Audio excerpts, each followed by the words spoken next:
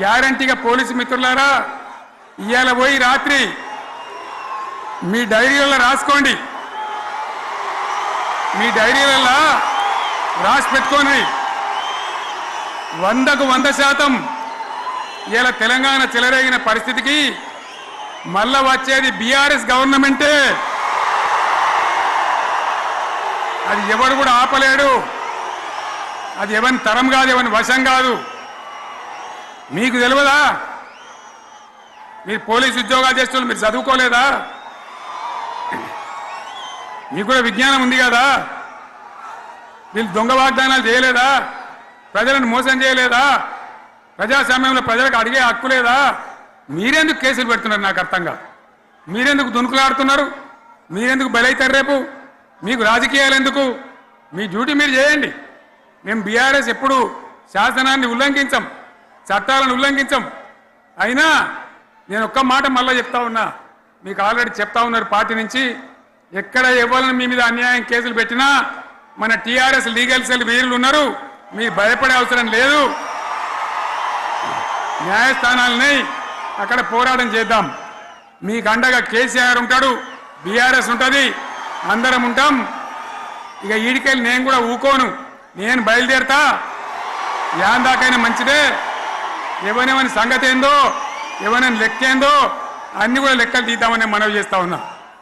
ఈ రకంగా మనం ముందుకు పోవాలి. ఒక్క మాటలను ఉన్నదా?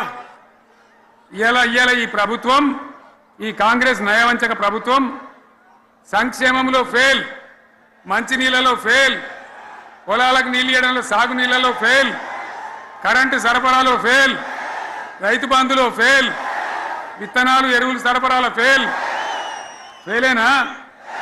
ధాన్యం కొనుగోళ్లలో ఫెయిల్, పల్లెలు పట్టణాల అభివృద్ధిలో ఫెయిల్, భూముల ధరలు పెంచడంలో ఫెయిల్. మరి దేంట్లో పాస్ అయిండు? ఎటు పడితే అటు ఒర్రుడు, దేవుళ్ళ మీద ఒట్లు పెట్టుడు, అబద్ధ వాగ్దానాలు చేసుడు.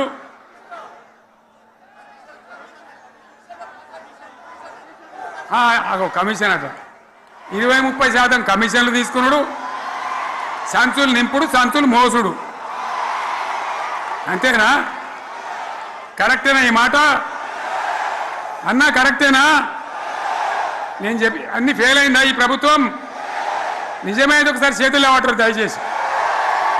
స్టేజ్ మీద లేవటరా? ఫెయిలేనా? ఈ మాట 20%-30% కమిషన్లని నేను అంటలేను. ఎవరన్నారు?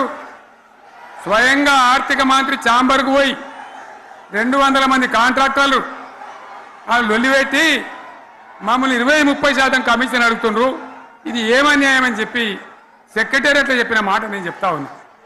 ఈ విధంగా మాజీ సర్పంచులు పాపం వాళ్ళు పనిచేసిన మా బిల్లులు ఇమ్మనంటే వాళ్ళ గోస ఉచ్చుకుంటా ఉన్నారు. వాళ్ళేం పాపం చేసిండ్రు? ఈ విధంగా ఘోరం. ఇంకా ఈ అందానికి ఏం మాట్లాడతారు? కేసీఆర్ నువ్వు రా అసెంబ్లీకి, నీ కాయగూరకుడు ముచ్చట తింటానికా? పిల్లలు అడిగితేనే మీరు జవాబు చెప్తలేరు.